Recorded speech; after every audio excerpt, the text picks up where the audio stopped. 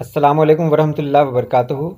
एक ख़ास वीडियो लेकर आया हूँ क्लास 10th के लिए कि अगर आप उर्दू का इम्तहान देने जा रहे हैं 2021 में तो फिर आप उर्दू की तैयारी किस तरह करें। क्लास 10th के लिए ये वीडियो है और ये बहुत अलग है बाकी सभी वीडियोज़ से। तो चलिए हम वीडियो शुरू करते हैं। मैंने इस वीडियो में पहले ही आपको बता दिया कि आपको 5 चीज़ों पर ख्याल रखना है, 5 चीज़ों का ख्याल रखना है और यही मैंने इंटर वालों को भी बताया है। लेकिन उसी तरह बिल्कुल ये वीडियो नहीं है, याद रखें इसमें और उसमें बहुत फ़र्क है कि यहाँ आपको बताया गया है कि आप सबक का खुलासा पढ़ें। आपके पास किताबें भी हैं, आपके पास गाइड भी है, आपके पास गेस पेपर भी है।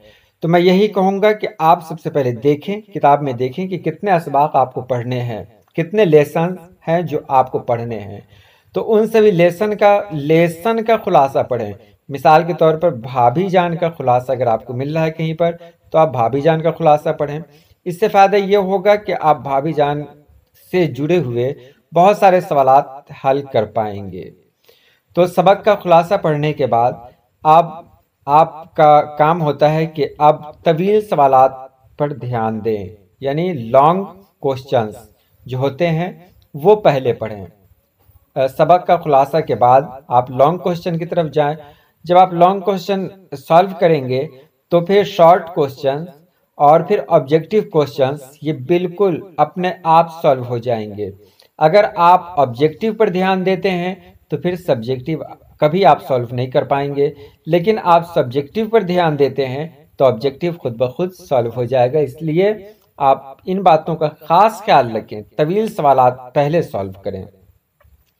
उसके बाद जो बहुत ख़ास बात होती है कि अगर आप उर्दू कवायद से डरते हैं, खौफ आता है, तो बिल्कुल आपको डरने की ज़रूरत नहीं है। उर्दू कवायद में वही सारी बातें हैं जो आप हिंदी व्याकरण में पढ़ रहे हैं, वही सारी बातें हैं जो आप इंग्लिश ग्रामर में पढ़ रहे हैं। ये कोई बाहर से नहीं है या कोई इसमें ऐसा कोई टॉपिक नहीं है जो हिंदी और उर्दू में मतलब हिंदी और अंग्रेज़ी में नहीं हो। तो बिल्कुल घबराने की बात नहीं है।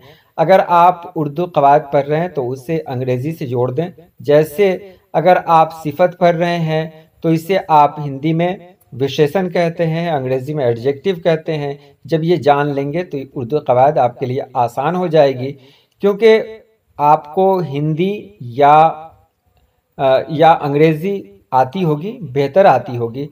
अगर उससे जोड़कर आप उर्दू पढ़ेंगे तो आपकी उर्दू भी मजबूत हो जाएगी। नंबर 4 में आप यहाँ देख रहे हैं कि वाहिद जमा ज़िद मुतरादिफ अल्फाज पर तवज्जो दें।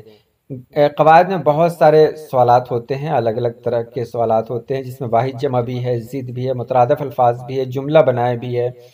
तो इसके लिए मैं यही कहूँगा कि आप हर दिन कम से कम 5 वाहिद जमा, 5 ज़िद, 5 मुतरादिफ अल्फाज वगैरह ज़रूर पढ़ें, देखें। याद करने की ज़रूरत नहीं है, रटने की ज़रूरत नहीं है। उर्दू प्रैक्टिस की ज़बान है, आप प्रैक्टिस करेंगे उर्दू आपकी मजबूत हो जाएगी। तो आप खुद ही देखें, खुद ही सोचें कि एक दिन में अगर आप 5 ज़िद को देख लेते हैं तो एक महीने में 150 ज़िद को आप देख लेंगे, और 150 ज़िद अगर आपको आ जाए तो ये काफ़ी है। तो अभी वक्त है कि आप इस पर ध्यान दे सकते हैं और अपनी कवायद को भी बेहतर बना सकते हैं। और सबसे आखिर में मैं यही कहूँगा कि आप उर्दू को कम से कम 1 घंटा ज़रूर दें। 1 घंटा कम से कम मैं बता रहा हूँ, 1 घंटा ज़रूर दें।